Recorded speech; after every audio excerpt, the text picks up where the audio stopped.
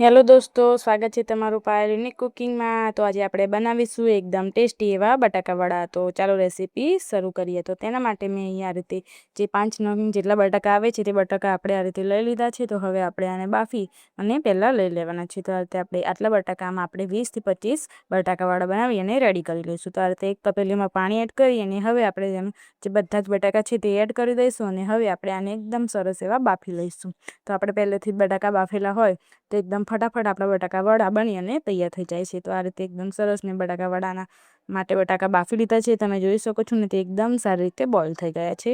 તો હવે આપણે આ બટાકાના ઉપરની બધી જ સાલ છે તે ગરમ હોય ત્યારે જ ઉતારી દઈશું।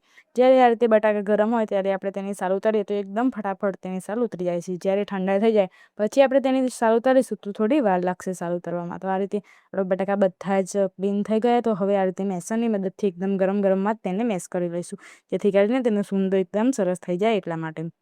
તો તમે જોઈ શકો છો તો આપણા બટાકા એકદમ સારી રીતે મેશ થઈ ગયા છે અને એકદમ આ રીતે ચૂરો થઈ ગયો છે એટલા માટે।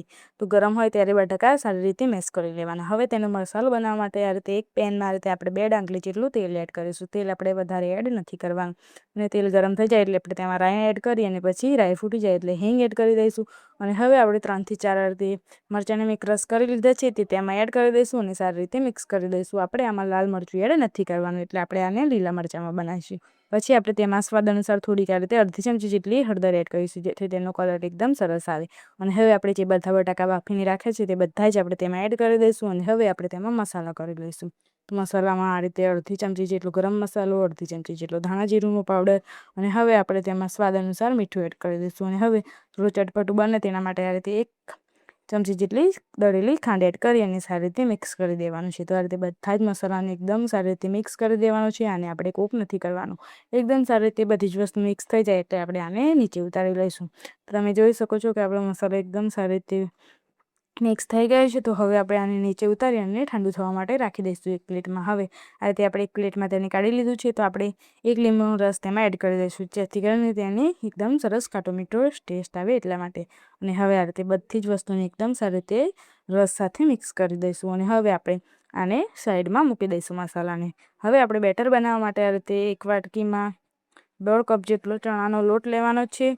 તો આ રીતે 1.5 કપ જેટલો ચણાનો લોટ લઈ લીધો છે। તેમાં સ્વાદ અનુસાર મીઠું એડ કરી અને હવે આપણે તેમાં થોડીક આ રીતે હળદર એડ કરવાના છે। બીજું કશું જ આપણે તેમાં એડ કરવાનું રહેતું નથી।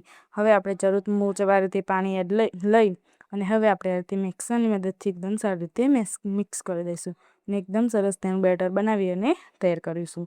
આ બેટરમાં આની એક પણ લોટની ગાંઠો ના રહેવી જોઈએ। તો આ રીતે એકદમ સ્મૂથ એવું બેટર બનાવી અને આપણે રેડી કરવાનું છે। તો તમે જોઈ શકો છો તો આ રીતે થોડું થોડું પાણી એડ કરતા જઈને એકદમ સરસ તેનું બેટર બનાવી અને આપણે તૈયાર કરવાનું છે। તો તમે જોઈ શકો છો એકદમ સરસ એવું આપણું આ બેટર છે તે બની અને તૈયાર થઈ ગયું છે અને એકદમ સરસ તે ચમચામાંથી પડે એવું આપણે બનાવી અને રેડી કરવાનું છે।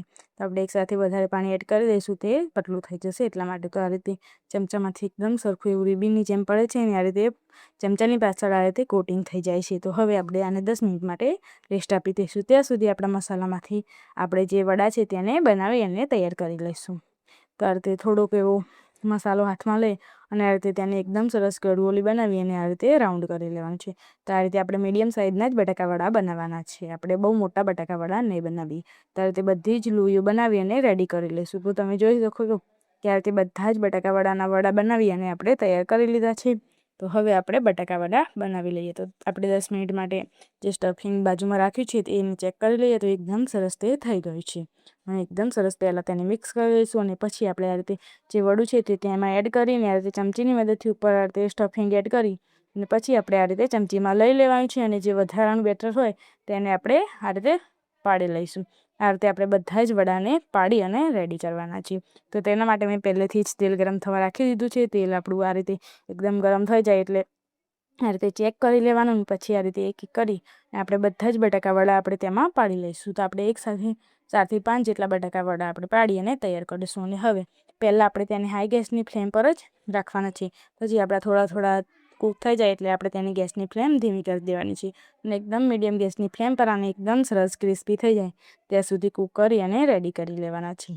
તો આ રીતે હાઈ ગેસની ફ્લેમ પર તે એકદમ લાલ થઈ જશે, એટલા માટે આપણે તેને પછી પાછળથી ધીમી કરી દેવાની છે.